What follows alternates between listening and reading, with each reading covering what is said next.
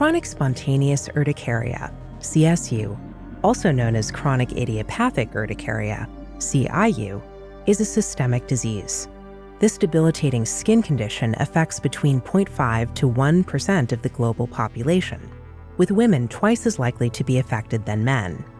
It is marked by the presence of red, swollen, itchy patches on the skin, known as hives or wheals, which typically last between 4 to 24 hours and recur frequently for a period exceeding 6 weeks. Another symptom of CSU is angioedema, which presents as swelling of the tissue and occurs in approximately 50% of patients. CSU signs and symptoms are caused by the release of histamine as a result of mast cell degranulation. This process occurs in 2 ways, either due to an autoantigen cross-linking of Fc-epsilon-R1 bound IgE, referred to as type 1 autoimmune response, or by IgG anti-Fc-epsilon-R1 or IgG anti-IgE cross-linking of Fc-epsilon-R1, referred to as type 2b autoimmune response.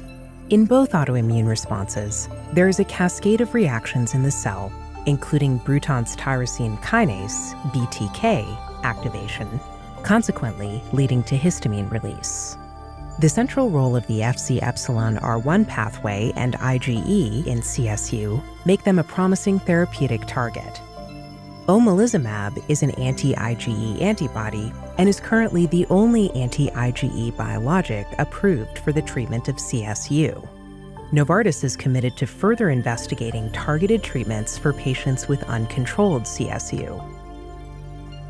Ligelizumab is a next-generation humanized monoclonal anti-IgE antibody which inhibits IgE binding to Fc-epsilon-R1 more potently compared to omalizumab. Ligelizumab has an 88-fold higher affinity to bind IgE compared to omalizumab. Compared to omalizumab, ligelizumab binds another epitope on IgE. This epitope overlaps with the binding site of Fc-epsilon-R1 on IgE.